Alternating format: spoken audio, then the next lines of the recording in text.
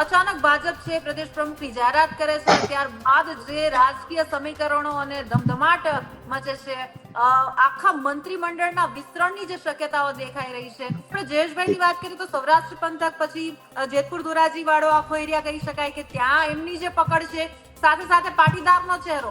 આ પહેલા જે વિસ્તરણ થયું હતું અને જે નવા નેતાઓને સ્થાન આપવામાં આવ્યું હતું, એ પોતાની કારી ક્યાંક ને ક્યાંક દર્શાવી નથી શક્યા, કામ બતાવી નથી શક્યા. તેને લઈને હવે અનુભવી જે નેતાઓ છે તેને કદાચ પાછા મેદાને ઉતારવા પડે તો નવાઈ નહીં. કારણ કે જે તે સમયે જ્યારે તે આવ્યા ત્યારે આમ જોઈએ તો ચહેરાઓને કોઈ ઓળખતું પણ નહોતું, પરંતુ એમની પાસે તક હતી, પરંતુ એ તકનો એ લોકો લાભ નથી લઈ શક્યા.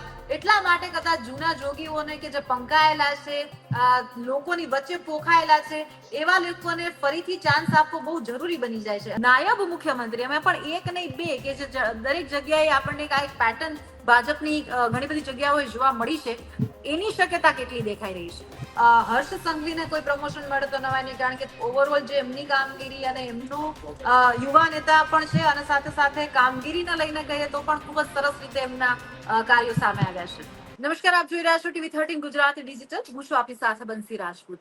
અત્યારે જે રીતે ગુજરાતના રાજકારણની વાત કરવામાં આવે તો મંત્રીમંડળના વિસ્તરણને લઈને જે ધમધમાટ ચાલી રહ્યો છે, મોટા જે ઉચ્ચ નેતૃત્વ છે તેમના ગુજરાતમાં કહેવાય કે પગરણ છે તે મંડાઈ ચુક્યા છે અને ગણતરીના જ કલાકોમાં એટલે કે આવતીકાલ સુધીમાં જે શપથ ગ્રહણ સમારોહ છે, નામ છે, એ તમામ વસ્તુ છે એ આપણી સામે આવી જશે. ત્યારે આ જ મુદ્દા પર આપણે વધારે ચર્ચા કરવાની છે અને મારી સાથે તેના પર ચર્ચા કરવા માટે વરિષ્ઠ પત્રકાર ધીરુભાઈ પુરોહિત જોડાઈ ગયા છે. ધીરુભાઈ, સ્વાગત છે આપનું. નમસ્તે બેન. નમસ્તે જી. ધીરુભાઈ, ઘણા સમયથી જે રીતે પ્રદેશ પ્રમુખની વાટ જોવાઈ રહી હતી, અચાનક ભાજપ છે પ્રદેશ પ્રમુખની જાહેરાત કરે છે અને ત્યારબાદ જે રાજકીય સમીકરણો અને ધમધમાટ મચે છે, આખા મંત્રીમંડળના વિસ્તરણની જે શક્યતાઓ દેખાઈ રહી છે, શું છે આપનું એક પત્રકાર તરીકે આખું વિશ્લેષણ? બેન, ઘણા બધા મંત્રીઓ પડતા મુકાશે. લગભગ આખું મંત્રીમંડળની પુનઃરચના થાય એવી શક્યતા મને વધુ દેખાય છે. કેટલાક સિનિયર અને કામ કરનારા મંત્રીઓને બાદ કરતા ઘણા બધા મંત્રીઓ પડતા મુકાશે અને જે લોકો મંત્રીમંડળમાં સ્થાન પામવાના છે એમાંથી બે તો લગભગ નક્કી જ છે, જયેશભાઈ અને અર્જુનભાઈ. જયેશ રાદડિયા એટલા માટે કે સૌરાષ્ટ્રનો લેવા પટેલ સમાજનો લગભગ સર્વમાન્ય ચહેરો છે સૌરાષ્ટ્રનો અને એક મજબૂત અને કદાવર સૌરાષ્ટ્રના નેતા છે. અર્જુનભાઈને મારે એટલા માટે પોઝિટિવલી થિંકિંગ એ કરવું પડે. અર્જુનભાઈને દિલ્હી તરફથી પ્રોમિસ આપવામાં આવ્યું છે. અર્જુન મોઢવાડિયા પણ કોંગ્રેસમાંથી ભાજપમાં આવ્યા છે, પણ પોરબંદર વિસ્તારના કસાયેલા કાર્યકર અને લોકોના લોકપ્રિય નેતા છે અર્જુનભાઈ. એટલે આ બેની પેલા આપણે વાત કરી લઈએ ધીરુભાઈ, તો ખાસ કરીને એવા નેતા, કારણ કે સ્થાનિક લેવલે જે નેતૃત્વ અને જે આક્રોશ છે તે બહુ જરૂરી હોય છે અને જે અત્યારે આપણે આખો સિનારીઓ જોઈ રહ્યા છે કે કોઈ પણ સંજોગોમાં અર્જુનભાઈ એટલે કે પોરબંદર પંથકમાં તેમનું જે પ્રભુત્વ છે, એમનું જે નેતૃત્વ છે, એને કોઈ પણ રીતે નિગ્લેક્ટ ના કરી શકાય. એવી જ રીતે આપણે જયેશભાઈની વાત કરીએ તો સૌરાષ્ટ્ર પંથક પછી જેતપુર ધોરાજી વાળો આખો એરિયા કહી શકાય કે ત્યાં એમની જે પકડ છે, સાથે સાથે પાટીદારનો ચહેરો. અને અત્યારે આપણને જે સૌરાષ્ટ્રના સમીકરણો બદલાતા દેખાઈ રહ્યા છે, જે વંટોળનો વાયરો છે તે બીજી તરફ ફંટાતો દેખાઈ રહ્યો છે, કદાચ ભાજપે એના લઈને પણ અત્યારે આ મહત્વપૂર્ણ નિર્ણય લેવો જ પડે અને આ બે મોટા નેતાઓની ઉપેક્ષા ના જ કરી શકાય. બિલકુલ બેન, તમારો બહુ સારો સવાલ છે. જયેશભાઈ એના પપ્પા પાસે કસાયેલા કાર્યકર છે. એના પપ્પાને કારણે વિઠ્ઠલભાઈ રાદડિયા સૌરાષ્ટ્ર અને કાઠિયાવાડનું લેવા પટેલ સમાજનું એક મોટું નામ. કેશુભાઈની સમકક્ષ નેતા કહીએ ને વિઠ્ઠલભાઈને તો કેવા પડે. વિઠ્ઠલભાઈની સાથે જયેશભાઈ ખૂબ કસાયા છે, એની સાથે કામ કર્યું છે અને હું તો એમ કહું કે લગભગ વિઠ્ઠલભાઈની જેમ જ કામ કરવાનો રાજકીય વારસો જયેશભાઈને મળ્યો છે. બીજી વાત, જયેશભાઈએ સહકારી ક્ષેત્રમાં પણ એક અડીખમ નેતા તરીકે સ્થાન પ્રાપ્ત કર્યું છે. અને જે રીતે પણ રાજકોટ એને સહકારી સંમેલન કરીને ડિસ્ટ્રિક્ટ બેંકનું જનરલ બોર્ડ બોલાવીને અમિતભાઈ હાજર રહ્યા અને એની સાથે જે ફોટો સેશન્સ થઈ, એ પછી તો જયેશભાઈ લેવા પટેલ સમાજના અને સહકારી ક્ષેત્રના એકદમ અણનમ નેતા કહેવા પડે એવા છે. હમ. અને બીજું કે એ જેતપુર ધોરાજી કરતા કાઠિયાવાડના લેવા પટેલ સમાજના સર્વમાન્ય નેતા હવે ગણવા પડશે. બિલકુલ. બીજી વાત અર્જુનભાઈ ની આવે. છેલ્લા કેટલાક વખતથી અર્જુનભાઈ સાથે મારી મુલાકાતો વધી છે. લગભગ 10-15 દિવસ પહેલા જ અર્જુનભાઈ સાથે મારી મુલાકાત થઈ ત્યારે એની ઓફિસમાં જે રીતે વિવિધ જ્ઞાતિના લોકોની હાજરી અને એને મળવા માટે લોકોનો જમેલો જોયા પછી અર્જુનભાઈ લોકોમાં ખૂબ લોકપ્રિય છે એ વાત મેં ત્યાં સાબિત થઈ ગઈ. બિલકુલ બિલકુલ. અર્જુનભાઈ ફક્ત કોંગ્રેસમાંથી ભાજપમાં આવ્યા છે એટલે એમને મંત્રી પદ આપવું પડે એના કરતા એવું નથી. અર્જુનભાઈ પોરબંદર લોકસભા મત વિસ્તારના સૌથી લોકપ્રિય નેતા કહેવા પડે એવું મારું માનવું છે બેન. જી બિલકુલ બિલકુલ. તમારું પણ મહત્વપૂર્ણ અવલોકન છે કે સામે આવ્યું છે કે આ આપણે બે નેતાની વાત કરી. બીજું કે થોડા સમય પહેલા જે વિધાનસભાની મુલાકાતનો આખો જે દોર ચાલી રહ્યો હતો ત્યારે અમુક નેતાઓની હાજરી એટલે એમાં જીતુ વાઘાણીનો પણ સમાવેશ થાય કે ત્યારે એવું લાગી રહ્યું હતું કે જો કદાચ કોઈ ફેરફાર થાય અથવા તો નજીકના ભવિષ્યમાં આમને કોઈ મોટું પદ મળે ફરી એકવાર તો નવાઈ નહીં. કારણ કે અત્યારની જે પરિસ્થિતિ દેખાઈ રહી છે જે આ પહેલા જે વિસ્તરણ થયું હતું અને જે નવા નેતાઓને સ્થાન આપવામાં આવ્યું હતું એ પોતાની કારી ક્યાંક ને ક્યાંક દર્શાવી નથી શક્યા, કામ બતાવી નથી શક્યા. તેને લઈને હવે અનુભવી જે નેતાઓ છે તેને કદાચ પાછા મેદાને ઉતારવા પડે તો નવાઈ નહીં. વેલ બંસીબેન, વિસાવદર ધારાસભાની પેટા ચૂંટણી બેઠકની ચૂંટણી ચાલતી હતી ને એ દરમિયાન આપણે બધા લાઈવ હતા. બિલકુલ. વિસાવદરની અંદર ભાજપ ના ઉમેદવાર હારે છે કિરીટભાઈ પટેલ એ લગભગ તમામ ટીવી ચેનલો કહેતી હતી લગભગ, અને કેટલા મતેથી હારે છે એ પણ આપણે લાઈવમાં આપણે વાતો કરી હતી અને એ જ પરિણામ આવ્યું. એવા સમયે ભાજપના હાઈકમાન્ડે વિસાવદરમાં ડેમેજ કંટ્રોલ કરવા માટે જીતુભાઈ વાઘાણીને મોકલેલા અને ત્યાં ધામો નાખીને બેઠેલા. જુનાગઢના એક જાણીતા ડોક્ટર ને ઘરે લેવા પટેલ સમાજના ડોક્ટર છે એને ઘરે જીતુભાઈ વાઘાણીએ જ્યારે લેવા પટેલ સમાજના ઘણા બધા આગેવાનોની બેઠક બોલાવી એ સમયે હું ત્યાં એક અંગત મિત્ર ભાવે ત્યાં હાજર હતો અને જીતુભાઈ વાઘાણીને જે રીતે પ્રદેશ અને કેન્દ્રીય મોવડી મંડળ મહત્વ આપે છે એ દ્રષ્ટિકોણથી જીતુભાઈ વાઘાણી પણ મંત્રીમંડળમાં એક સંભવિત નામ તો છે જ. જીતુભાઈ વાઘાણીનો પણ કદાચ ભાવનગર પંથકમાંથી સમાવેશ કરવામાં આવે એટલે જો સૌરાષ્ટ્રની દ્રષ્ટિકોણથી તમે જુઓ ને તો આપણે 3 ભાગ પાડી શકશું. મૂળ સૌરાષ્ટ્ર જે રાજકોટ, જામનગર, જુનાગઢ, ગીર સોમનાથ એ બધો વિસ્તાર, કચ્છનો વિસ્તાર અને ભાવનગરનો વિસ્તાર. તો આ ત્રણે જે સૌરાષ્ટ્ર કચ્છના પેટા વિભાગો છે ને એમાંથી ત્રણેયમાંથી મંત્રીમંડળમાં એક વ્યક્તિને સ્થાન મળશે અને બાકીની એક વ્યક્તિ એટલે લેવા પટેલ સમાજના 2 લોકો તો હશે જ મંત્રીમંડળમાં. રીવાબા જામનગરમાંથી હશે, કદાચ ભાવનગરમાંથી વધુ એક ચહેરો આવે પરસોત્તમભાઈ પડતા મુકાય તો કદાચ હીરાભાઈ સોલંકીને કેબિનેટ મિનિસ્ટર બનાવવા આવે કોળીના કોટામાંથી એ પણ નક્કી છે. આહિર સમાજમાંથી જવાહરભાઈ અત્યારે લગભગ એન્ટી ભાજપનું અને લગભગ ભાજપથી નારાજ છે એવી વાતો મળે છે. એવા સમયે આહિર સમાજમાંથી કોઈ મજબૂત નેતાને પણ મંત્રીમંડળમાં સ્થાન મળે એવી પણ શક્યતાઓ વધી રહી છે. જી બિલકુલ.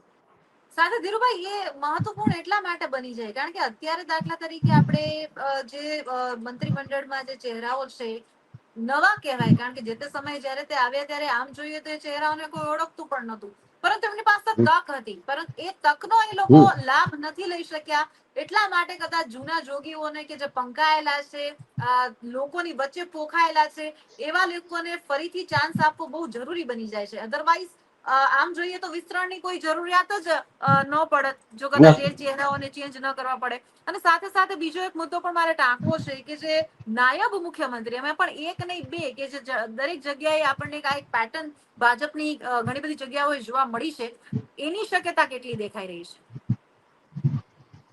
પ્રથમ વાત તો તમારી આ વખતેના મંત્રીમંડળમાં બંસીબેન એક ચીજ અગત્યની હશે, થોડાક પીઢ નેતાઓ હશે ભાજપના, એની સાથે યુવા ચહેરાઓને પણ તક મળશે. બિલકુલ. હું તમને જુનાગઢના સંજય કોરડિયાની વાત કરું. જુનાગઢના સંજય કોરડિયા એક તો યુવાન, પ્રમાણિક અને સ્પષ્ટ વક્તા તરીકેની એની છાપ છે. પ્રમાણિક નેતા છે, સ્પષ્ટ વક્તા છે, અને કોઈને પણ પાર્ટી માટેની કોઈ પણ વાત આવે તો પાર્ટીને ધ્યાનમાં રાખીને કોઈ પણ કાર્યકરને ખુલ્લું કહી દે કે ભાઈ પાર્ટીની લાઈનમાં જ તમારે રહેવું પડશે, નહીં તો તમારી સામે કડક પગલા આવશે. બિલકુલ. પ્રમાણિકતાની વાત આવે તો જુનાગઢના કોર્પોરેશનમાં એને ખુલ્લેઆમ એવું કીધેલું કે ભાઈ રસ્તાઓ સરખા કરો કોર્પોરેશનના મિત્રો, નહીં તો તમારે એનું પરિણામ ભોગવવું પડશે. હમ. આ ચીજ છે ને, આવા નેતાઓ જે હવે લોકોની વચ્ચે પ્રમાણિકતા અને એક આદર્શ યુવાન તરીકેની છાપ હોય, એવા કેટલાક લોકો કે કેટલાક ધારાસભ્યોને મંત્રીમંડળમાં સ્થાન મળશે. બિલકુલ. સૌરાષ્ટ્રની બીજી વાત તમને કરું બેન. સૌરાષ્ટ્રમાં લેવા પટેલ અને કડવા પટેલનું ફેક્ટર બહુ ચાલ્યું છે. વિસાવદરમાં પાટીદાર અને ઓબીસી, એટલે વિસાવદરમાં જે આપના ધારાસભ્ય ગોપાલભાઈનો જે વિજય થયો છે, એમાં લેવા પટેલ, કડવા પટેલ સમાજ અને આહિર સમાજનો ખૂબ મહત્વનો ફાળો છે. બિલકુલ. એટલે આ ત્રણ, એટલે આહિર સમાજમાંથી કોઈ પ્રતિભાશાળી વ્યક્તિત્વ અથવા તો યુવા નેતા એને મંત્રીમંડળમાં સ્થાન તો મળે જ છે, પણ સાથે સાથે લેવા પટેલ અને કડવા પટેલનું સમીકરણનું પણ બેલેન્સ આ વખતે જાળવવું પડશે. અને એ લગભગ સંજય કોરડિયા એમાં બરાબર ફિટ બેસે છે. જુનાગઢમાં ઘણા વખતથી જુનાગઢને હેમાબેન આચાર્ય પછી જુનાગઢને મંત્રીમંડળમાં સ્થાન મળ્યું નથી. એટલે 50 વર્ષ પછી પણ, કારણ કે જુનાગઢ છે ને, વિસાવદર, જુનાગઢ એ બધા પરિવર્તનના એપી સેન્ટરો છે બંસીબેન. એટલે આ વખતે જુનાગઢને મંત્રીમંડળમાં સ્થાન આપવું જ પડશે. અને એ જો નહીં આપવામાં આવે ને તો એનું પરિણામ ભાજપે આ વખતે ભોગવવું જ પડશે. જી બેન. બિલકુલ. ઓવરઓલ આપણે ગુજરાતની વાત કરીએ તો ખાસ કરીને 5 ઝોનમાં વહેંચી શકીએ, ઉત્તર, દક્ષિણ, પૂર્વ, પશ્ચિમ અને સાથે સાથે મધ્ય ઝોન. એમાં પણ કચ્છને અલગ ન તારવી શકાય. બીજી તરફ આપણે આદિવાસી બેલ્ટને પણ ઇગ્નોર ન કરી શકાય. એવી જ રીતે સૌરાષ્ટ્ર ઝોન, અને ભલે આપણે ગમે એટલી વાતો કરી લઈએ, પરંતુ ચૂંટણી હોય કે પછી નેતાઓની મતલબ જ્યારે આપણે ચૂંટણી કરવાની હોય, એમાં પણ જ્ઞાતિ સમીકરણો, ધીરુભાઈ, બહુ જ મોટો, તમે જે રીતે વાત કરી કે ફાળો ભજવતું હોય છે. અને એ જ રીતે મત છે કે કહેવાય કે પસંદગી છે તે થતી હોય છે. અને તમે જે રીતે વાત કરી કે લેવા પાટીદાર, કડવા પાટીદાર સાથે સાથે આહિર, સૌથી વધારે વસ્તી કે વસાહત જ આ વિસ્તારમાં, એટલે કે સૌરાષ્ટ્ર અને વિસાવદર આસપાસના વિસ્તારોમાં સૌથી વધારે આ કોમની જે વસ્તી છે જોવા મળી છે. એટલે આ વખતે એ સમીકરણને કોઈ પણ હિસાબે નિગ્લેક્ટ કરી શકે એવી અત્યારે સત્તા પક્ષની હાલત પણ મને જોવા નથી મળતી. જી બેન, જી, વાત તમારી સાચી છે. આપ જુઓ, આપણે જે ગુજરાતના મધ્ય ગુજરાત, દક્ષિણ ગુજરાત, ઉત્તર ગુજરાતના જે ઝોનની વાત કરી ને, મારા લગભગ 4 દશકાના પત્રકારત્વના મારા સમયગાળામાં મેં એક વાતની નોંધ લીધી છે કે સૌરાષ્ટ્ર છે ને, એ જ્ઞાતિવાદની દ્રષ્ટિએ અને રાજકીય દ્રષ્ટિકોણથી બહુ સંવેદનશીલ વિસ્તાર છે. બિલકુલ. સૌરાષ્ટ્રમાંથી જ્યારે કોઈ પણ જ્ઞાતિ એક સમૂહમાં ઘરમાંથી બહાર નીકળે છે ને, ત્યારે ક્રાંતિ થઈ છે. તમે હજુરિયાની વાત અને શંકરસિંહ વાઘેલાએ જુનાગઢમાં આવીને જે મિટિંગો કર્યા પછી જે પરિસ્થિતિ ઉભી થઈ હતી, ભાજપમાં જે ઉભા ફાડિયા થયા હતા, એનું એપી સેન્ટર જુનાગઢ હતું. એટલે આ વખતે સૌરાષ્ટ્રને મંત્રીમંડળમાં ખાસ મહત્વ આપીને સૌરાષ્ટ્રમાંથી જે ઉભો થયેલો અસંતોષને પૂરેપૂરો ડામી દેવા માટેના પૂરેપૂરા પ્રયત્નો થશે. અને આપ જાણો જ છો કે નરેન્દ્ર મોદી સાહેબ, અમિતભાઈ, પ્રદેશના નેતાઓ અને મુખ્યમંત્રી શ્રી ભૂપેન્દ્રભાઈ, આ બધા લોકો દિલ્હીમાં નરેન્દ્રભાઈને ઘરે 5 કલાક સુધી મળ્યા છે ને, એમાં સૌરાષ્ટ્રની ઘણી બધી ચર્ચાઓ આ બાબતની થઈ છે. જી. બિલકુલ. સાથે સાથે નાયબ મુખ્યમંત્રી કે જે એક હશે, બે હા, હશે, એટલી શક્યતા દેખાઈ રહી છે. હર્ષ સંઘવીને કોઈ પ્રમોશન મળે તો નવાય નહીં, કારણ કે ઓવરઓલ જે એમની કામગીરી અને એમનો યુવા નેતા પણ છે, અને સાથે સાથે કામગીરીને લઈને કહીએ તો પણ ખૂબ જ સરસ રીતે એમના કાર્યો સામે આવ્યા છે. બેન, હર્ષભાઈ છે ને, એ અમિતભાઈની ગુડ બુકમાં છે. એટલે હર્ષભાઈને કદાચ ગૃહમંત્રીનો સ્વતંત્ર પોર્ટફોલિયો અથવા તો કેબિનેટ મિનિસ્ટર બનાવવામાં આવે હર્ષભાઈને, એ વાત પાકી છે. લગભગ. બરાબર. સાથે સાથે મને એક શક્યતા એ દેખાય છે કે જયેશભાઈ રાદડિયાને નાયબ મુખ્યમંત્રી પદ મળવાની મજબૂત શક્યતાઓ છે. હમ. નાયબ મુખ્યમંત્રી પદ બે પદ નહીં હોય પણ એક નાયબ મુખ્યમંત્રી પદ આ વખતે આપવું જ પડશે. જે રીતે ઓબીસી માંથી પ્રદેશ પ્રમુખની વરણી કરવામાં આવી છે એટલે લેવા પટેલ સમાજ પણ એ વખતે ખૂબ આક્રમક હતા કે ભાઈ પ્રદેશ પ્રમુખ અથવા તો સંગઠનમાં અમને મજબૂત રીતે સ્થાન આપવામાં આવે. એ વાતને સંતોષવા માટે કદાચ નાયબ મુખ્યમંત્રી પદ જયેશભાઈ પાસે જાય. બીજા કોઈ કદાવર નેતા સૌરાષ્ટ્રના એવા દેખાતા નથી કે જેને નાયબ મુખ્યમંત્રી પદ મળે. પણ નાયબ મુખ્યમંત્રી પદ જો આપવું જોઈએ સૌરાષ્ટ્રમાં તો કદાચ જયેશ રાદડિયા એના માટે અને યોગ્ય કદાચ વ્યક્તિ બે પણ છે. બે આપે તો કદાચ એક પીઢ નેતા એટલે કે કોઈ અનુભવી હા હોય ભાઈ અને એક કોઈ યુવા નેતા એ એ હોય. એ એમાં કદાચ એવું બને કે દક્ષિણમાં આદિવાસી બેલ્ટમાંથી પણ કોઈ નેતાને નાયબ મુખ્યમંત્રી પદ મળે. પણ આ વખતેનું પ્રધાનમંડળ 2027ની ધારાસભાની ચૂંટણીને ધ્યાનમાં રાખીને એકદમ બેલેન્સ સાથેનું કેટલાક યુવા પ્રતિભાશાળી ચહેરાઓ, કેટલાક તમે કીધું એ પ્રમાણે પીઢ નેતાઓ સાથેનું એક આદર્શ પ્રધાનમંડળ કહી શકાય એવું પ્રધાનમંડળ હશે એવું માનવું છે મારે. જી. ખાસ કરીને અત્યારે જે મંત્રીમંડળ છે એમાંથી કોને રિપીટ કરી શકાય અને કોને પડતા મૂકી શકાય એના ઉપર જો તમે વધારે પ્રકાશ પાડી શકો તો. હા, એમાં એવું છે બેન, પરસોત્તમભાઈની તબિયત સારી નથી. પરસોત્તમભાઈ કોળી સમાજના લગભગ અનબીટન નેતા છે. એની સામે પરસોત્તમભાઈ માટે બીજું કાંઈ વાત ન થાય. પણ પરસોત્તમભાઈ હવે બીમારીને કારણે કામ કરવા કેટલા જોઈએ એવા સક્ષમ નથી. એને બદલે એના ભાઈ હીરાભાઈ સોલંકીને કેબિનેટ મિનિસ્ટર બનાવે અને પરસોત્તમભાઈ જાય. કુરજીભાઈ પણ એ જ સમાજના નેતા છે. કુરજીભાઈ ની પણ મજબૂત શક્યતા હોય અને એના બેયના બદલામાં કદાચ મને એમ લાગે કે હીરાભાઈને કેબિનેટ અને સારું ખાતું આપીને બંનેનું જે બે નેતાઓ જે કોળી સમાજમાંથી આવે છે એનું બેલેન્સ કરવામાં આવે એવું મને અત્યારે ખાસ દેખાય છે. જી. આ તરફ મુળુભાઈ બેરા, રાઘવજી પટેલ, ઋષિકેશ પટેલ ઘણા બધા નેતાઓ છે. કુબેર ડિંડોર એમાંથી શું લાગે છે કે કોને રિપીટ કરાશે? રાઘવજીભાઈ કદાચ નહીં હોય. મને કૌશિકભાઈ નું એક નામ આવે છે, કૌશિકભાઈ. બરાબર. કૌશિકભાઈ મંત્રીમંડળમાં સ્થાન પામે એવી શક્યતા પણ વધુ છે. પણ એક ચીજ એવી ચાલે છે કે અત્યારના સૌરાષ્ટ્રમાંથી જે મંત્રીઓ છે ને એમાંથી મોટા ભાગના મંત્રીઓને કદાચ પડતા મૂકવામાં આવે એવી શક્યતા મને વધુ દેખાય છે.